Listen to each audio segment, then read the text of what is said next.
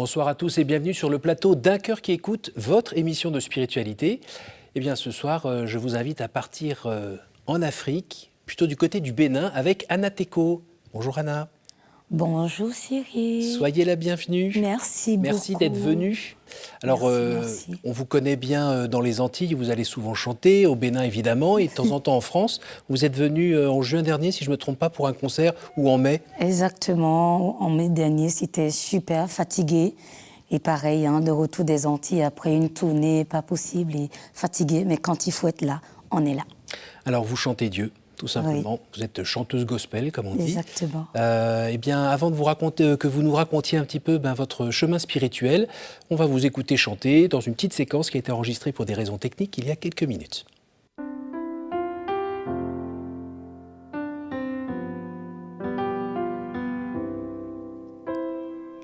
C'est au pied de ta croix que je trouve le réconfort. Je n'ai plus peur de rien quand je suis blottie dans tes bras. C'est au pied de ta croix que je trouve le réconfort. Je n'ai plus peur de rien quand je suis blottie dans tes bras. Regarde-moi près de toi pour l'éternité, et en retour je promets de t'aimer. Ressens-tu mon amour quand je chante pour toi? Il est si fort que je pleure de joie, oui de joie. C'est au pied de ta croix que je trouve le réconfort. Je n'ai plus peur de rien quand je suis blottie dans tes bras. C'est au pied de ta croix que je trouve mon bonheur, oui Jésus. Je n'ai plus peur de rien quand je suis blottie dans tes bras.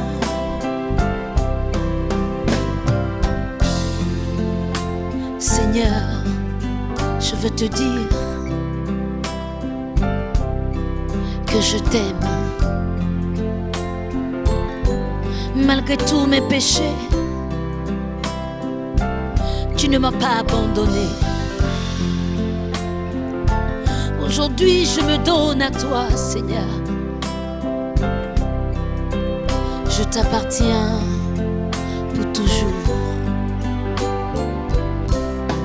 Toi mon sauveur, Au pied de ta croix,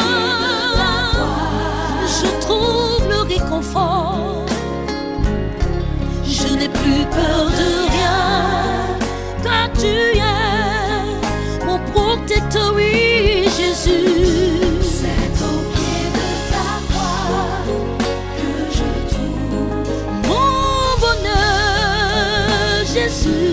Je n'ai plus peur de rien, Je n'ai plus peur de rien. blottie dans tes bras. C'est au pied de ta croix que je trouve le réconfort. Je n'ai plus peur de rien quand je suis blottie dans tes bras.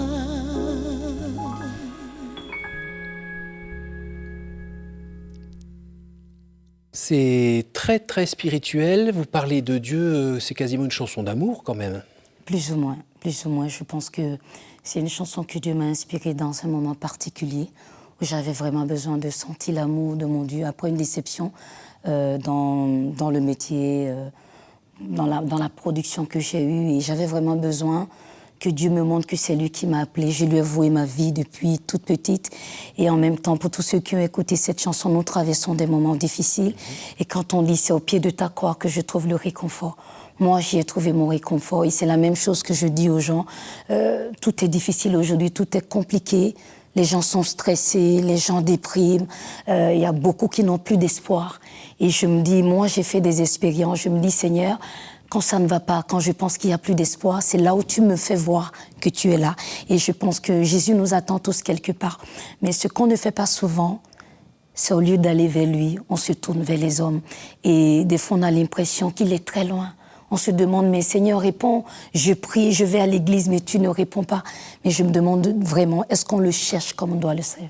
Donc c'est pourquoi cette chanson, Au pied de ta croix, que je dédie à tous ceux qui passent des moments difficiles, les prisonniers, les malades, tous ceux qui sont désespérés. C'est pour vous cette chanson, Au pied de ta croix, que vous venez d'écouter simplement pour vous recommander à notre Seigneur. D'où vous vient cette foi? La grâce. Je préfère dire la grâce de Dieu.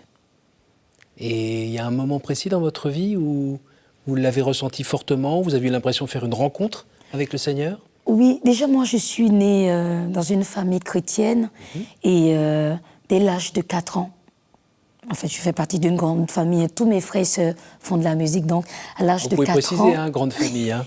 Quand même. C'est vrai, j'ai 15 frères et 15 sœurs. Voilà, du même donc, papa. nous sommes 31 du même papa. Mon père fut polygame de 5 femmes. Donc, très tôt, je pense que les parents ont découvert que Dieu a déposé une onction particulière dans ma vie au travers de ma voix. Donc, ils n'ont pas hésité à mettre les moyens nécessaires. Et puis, très tôt, j'ai été remarquée par l'UNICEF et l'OMS. Donc, j'étais l'ambassadrice des enfants de mes 4 ans jusqu'à mes 17 ans. Vous voyez. Avec donc, notamment une chanson sur le vaccin ou... Exactement, la chanson Paix dans le monde, la chanson Vaccinez-vous, toutes ces chansons qui ont obtenu également des prix.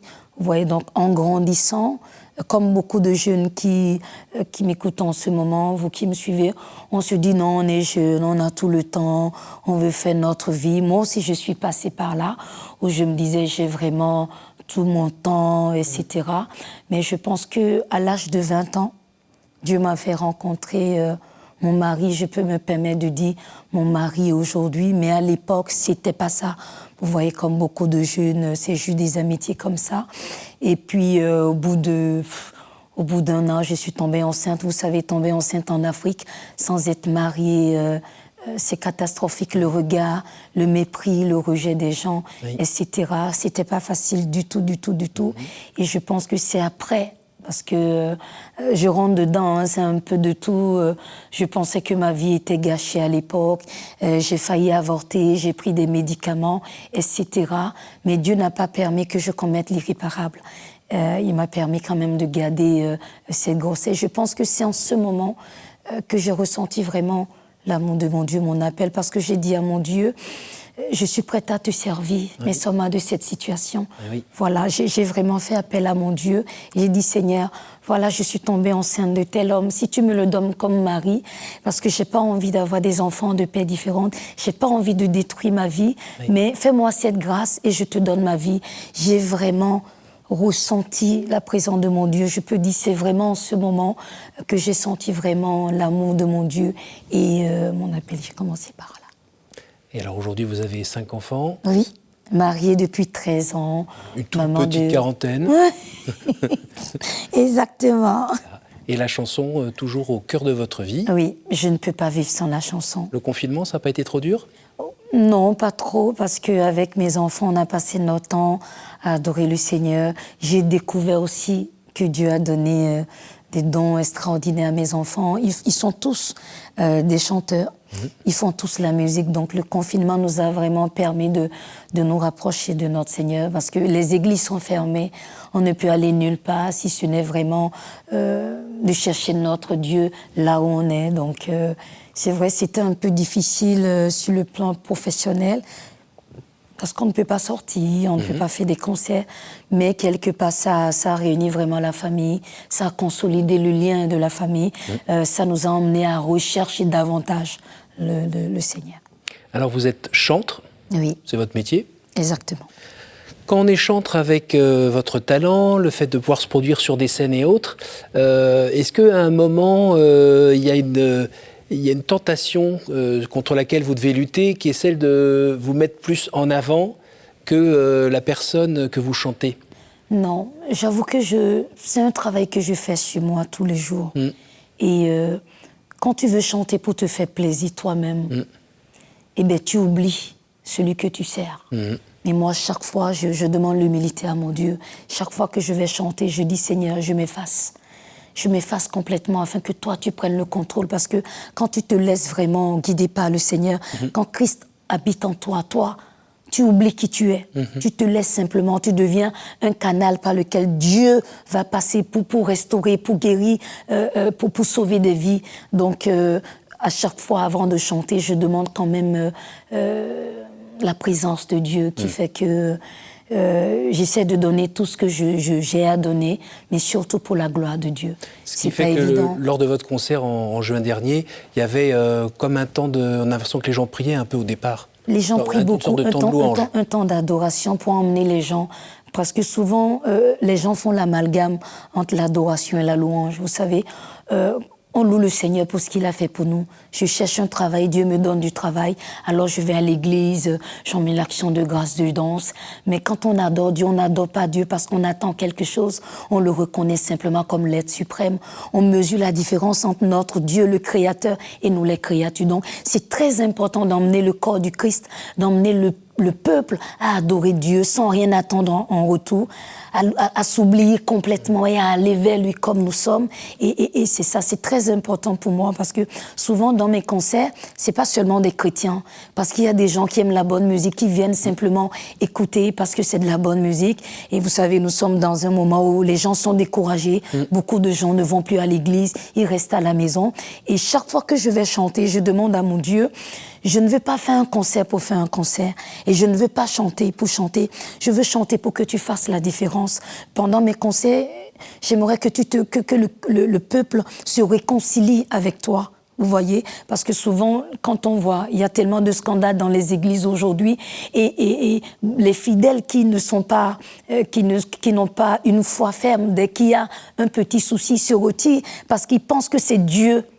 Ils pensent que c'est Dieu. Pourquoi? Parce que quand on va à l'église, on n'explique pas souvent aux gens, on ne va pas à l'église pour adorer un homme. Parce que ceux que nous avons devant nous sont des humains, ils peuvent chuter à tout moment. Mais cela ne doit pas nous décourager. Il y a beaucoup de gens aujourd'hui qui sont déçus de ceux qui sont devant parce qu'il y a eu tel souci, il y a eu tel souci. Et puis, donc, emmener ces gens-là qui sont à la maison, mais qui ont soif de la parole, mais n'ont pas le courage d'aller à l'église. Je pense que chaque fois, je demande à mon Dieu, pendant les concerts, que ces gens-là se reconnectent à nouveau avec le Seigneur. C'est votre vocation aujourd'hui? C'est ma vocation. C'est vraiment, c'est pour ça que je fais ce métier, ne pas chanter pour chanter, parce que tout le monde peut se lever aujourd'hui pour dire, moi, je veux devenir une chanteuse, je veux chanter pour la gloire de Dieu. Mais on voit facilement, dès les premières difficultés, ils baissent les bras. Mais je ne peux pas dire, je veux. Dieu m'a fait la grâce de proclamer son nom. Dieu m'a fait la grâce de louer son nom. Et pour ça, j'ai pas le choix, que je sois fatiguée, que je veuille ou non. Quand on m'invite pour aller servir le Seigneur, je me dois d'être présente. Donc, en tout cas, personnellement, ce qu'il y a de plus beau dans ma vie, c'est de mettre ma voix au service du alors, Seigneur. Depuis que vous avez accepté de le faire, vous avez quand même continué à vivre une vie de terrienne, Oui. Donc d'être humain avec des hauts, des bas, des difficultés dans la vie aussi. Oui. C'est quoi votre recette quand la vie vous envoie une épreuve un petit peu costaud? Comment vous faites pour ne pas vous écrouler ou en tout cas pas rester trop longtemps à terre? Déjà... Vous chantez. Je chante, ça c'est sûr, mais dans des moments difficiles, je me rapproche davantage de mon Seigneur à travers la parole. Mais Dieu m'a donné aussi un mari merveilleux qui sait m'encourager, qui sait me dire non, tu as une destinée, Dieu t'attend. Regarde un peu autour de toi, il y a beaucoup de jeunes filles, beaucoup de jeunes femmes qui ont besoin de toi, que tu chantes. Donc, c'est très important. Comme on dit souvent, si Dieu te missionne, il te donne également les moyens nécessaires. Et je pense que dans des moments comme ça, j'ai mon mari qui m'épaule dans la prière, qui sait me faire sourire, qui sait des fois composer des chansons, parce que lui aussi, il a le don de la composition. Et quand ça ne va pas, quand il voit un peu que je suis un peu triste, il reçoit soit une mélodie pour dire allons-y, allons vers le Seigneur, allons prier, c'est très très très important. Donc quand on fait le métier, quand on a un ministère comme le mien, il faut comprendre très vite que pour les autres, ils peuvent se lamenter longtemps, mais pour nous devons nous-mêmes d'être un modèle de ce que nous chantons. Vous imaginez la chanson Au pied de ta croix, quand on voit le nombre de vues sur Internet, le nombre de messages que je reçois presque tous les jours, où les gens te disent « j'étais pas bien », mais quand j'ai écouté ta chanson, j'ai ressenti la présence de Dieu dans ma vie, j'ai ressenti l'amour de Dieu. Donc, il ne faudrait pas que moi, je reste dans cette tristesse longtemps. Donc, je me dis « non, Anna, t'as pas droit, relève-toi parce que Jésus est là » et il me montre chaque fois qu'il est là, qu'il est présent à tout moment. Vous avez lancé un endroit pour accueillir des orphelins. Oui. De quoi s'agit-il? Et puis pourquoi? Mais pourquoi depuis toute petite, j'avais cette vocation, je ressentais en moi cet amour pour les enfants. J'étais petite, hein. Je vous disais tout à l'heure, j'étais l'ambassadrice des enfants. Et, vous étiez dans une famille où il y avait pas mal d'enfants. Pas mal d'enfants aussi, mais depuis toute petite, je disais à mes parents, quand je serai grande, je vais m'occuper des enfants orphelins, les enfants démunis. Et mon mari aussi avait cette vision. Donc, quand on a eu nos 5 enfants, je ressentais toujours ce vide de m'occuper des autres enfants. C'était vraiment un vide énorme que je ressentais. Et quand Dieu nous a donné la possibilité, je n'ai pas hésité à créer un orphelinat appelé Orphelinat Jean Téco. Parce que depuis mon jeune âge jusqu'à la mort de mon papa, c'est ce que je l'ai vu faire. Papa n'hésitait pas à ramener à la maison les fous, les enfants, toute personne en difficulté. Papa prenait avec lui toutes ces personnes. Il prenait soin d'eux. Il est décédé il y a 10 ans. Je me suis dit non, il n'est pas question que tous les efforts de papa puissent passer comme ça. Non. Donc j'ai décidé aussi, moi aussi, d'emprunter ses parts. Et je suis très contente parce que quand je vois ces enfants aujourd'hui, je dis merci Seigneur. Parce que notre objectif, c'est de donner le meilleur à ces enfants. Et depuis qu'on a ouvert l'orphelinat il y a 2 ans, je me dis, chaque fois que je donne de l'amour à ces enfants, je vois que Dieu s'occupe également très bien. Mes enfants ne sont pas malades. Il y a quand même des familles où les enfants sont malades tout le temps. Mais je sais que c'est cet amour qu'on donne à nos enfants, parce qu'ils sont mes enfants aujourd'hui. Ces enfants m'appellent maman, vous voyez. Donc j'estime que l'amour que je donne à ces enfants, en retour, Dieu prend soin de mes enfants également. Dieu prend soin de ma famille, parce qu'il sait que je n'ai Dieu que pour ça. Je respire que pour ça, de voir ces enfants. Mon rêve, c'est d'avoir des centaines d'enfants. Mais pour le combien moment, pour l'instant? J'en ai 9 pour l'instant. J'ai 5 garçons et 5 filles, mais avec la grâce de Dieu, je profite pour faire un coucou aux marraines, aux donateurs, à tous ceux qui nous soutiennent de près ou de loin. Dans la prière, c'est très important. Sans vous, ces enfants ne seraient pas aussi épanouis. Donc je vous dis aussi un grand merci. Ensemble, nous pouvons donner le meilleur à ces enfants. La transmission, c'est pas toujours facile, hein, avec les enfants orphelins, mais même avec ses propres enfants, quand soi-même on a la grâce de pouvoir vivre de sa foi. Parfois les enfants, au bout d'un, ils grandissent un petit peu, puis là, ça leur passe un peu au-dessus. Vous êtes confrontés déjà à ce genre de choses? Non, pas encore. Pas encore. C'est vrai que les enfants grandissent. Mon aîné va avoir 18 ans, donc il discute avec d'autres jeunes, vous savez. Mais je pense que mon mari et moi, on se bat pour être nous-mêmes les modèles de ce que nous véhiculons. C'est très, très important pour moi. Vous savez, l'exemple. Voilà, nous sommes dans une société. Ouais, c'est exigeant, ça demande beaucoup de sacrifices.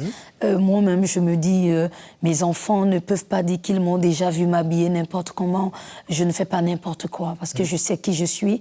Et comme je dis à mes enfants, je suis une princesse de l'Éternel. Et quand on est une princesse, on ne fait pas n'importe quoi. On ne s'habille pas n'importe comment. On ne dit pas n'importe quoi. On se doit d'être soi-même un modèle. Je ne dis pas que je suis parfaite, mais je m'efforce tous les jours de moi-même d'être mon propre modèle. Moi, je vois mes enfants, quand je m'habille, le regard qu'elles ont, maman, qu'est-ce que tu es belle.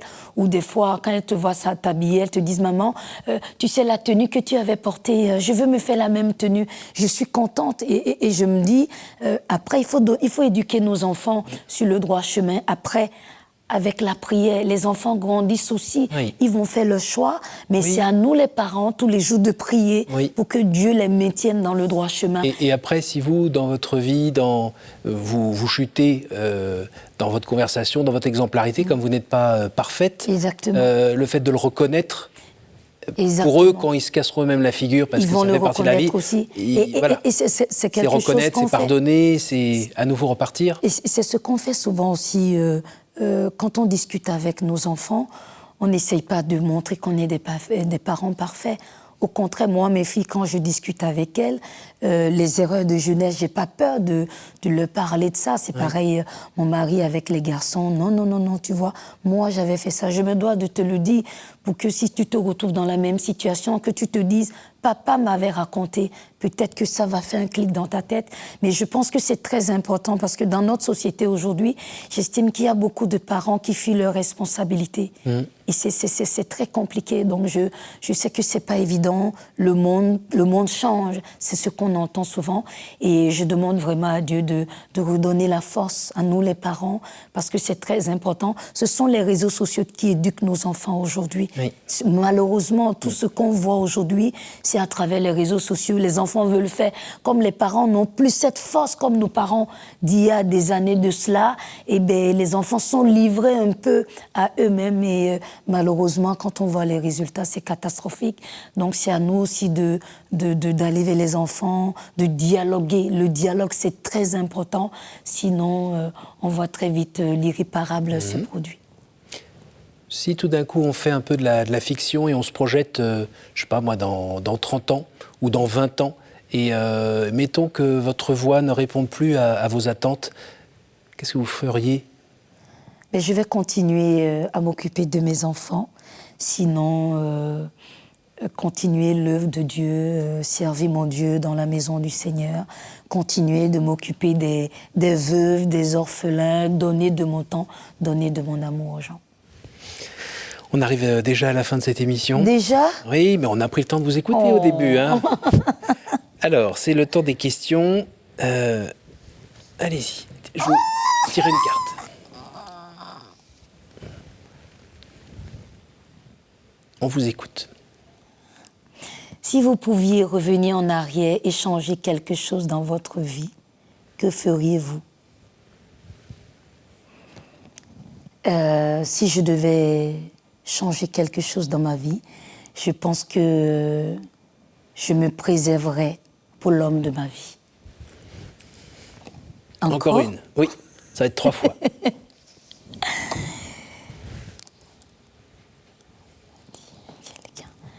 Y a-t-il une parole que vous regrettez de n'avoir pas dit à quelqu'un ? Oui. Et j'ai pas assez dit je t'aime à mon feu père. Ouais, j'aurais voulu lui dire combien je l'aime. Voilà. Une dernière ? Une dernière. Alors. Waouh. Quelle est la dernière fois où vous aviez reconnu l'action du Christ dans votre vie ? Il y a 1 an de cela. Non, il y a 2 ans de cela. Quand on venait, la crise Covid venait de se produire, où il n'y avait plus de conseils, il n'y avait rien. Je me suis retrouvée dans un moment où je demandais à mon Dieu, voilà que tu m'as donné un orphelinat. C'est à travers la musique, c'est à travers les concerts, c'est à travers les ventes de mes albums que j'arrivais à m'occuper de ces enfants. Oui. Voilà qu'il n'y a plus d'activité. Si vraiment c'est toi qui m'as missionné, montre-moi ta gloire. C'était très difficile. Et 3 jours après, j'ai reçu un coup de fil d'une sœur aujourd'hui qui s'appelle Alice, qui m'a dit Dieu m'a mis à cœur de te bénir. Elle est rentrée dans ma vie, elle m'a dit à partir d'aujourd'hui, l'orphelinat que tu gères n'est plus seulement ta cause, mais c'est également ma cause parce que moi aussi j'avais un projet de créer un orphelinat. Mais Dieu m'a mis à cœur de m'associer à toi pour qu'ensemble nous puissions nous occuper de ces enfants. Et pour moi, c'est vraiment un miracle. Et j'ai envie de dire à quelqu'un qui est qui passe un moment où il pense qu'il n'y a plus d'espoir, qu'il y a toujours de l'espoir. crier, évoquer le nom de l'Éternel, invoquer notre Seigneur, il répond. Et bien, cette grande sœur est rentrée dans ma vie et je n'ai même pas eu le temps de sentir ce temps difficile que tout le monde crie partout parce que Dieu a envoyé quelqu'un m'apporter une réponse à la question que je lui ai posée. Superbe, merci beaucoup Anna, Voilà. merci beaucoup d'être venue, nous avoir partagé ce joli chant et puis Merci ce témoignage plein de feu. Merci beaucoup. Merci à vous tous pour votre fidélité.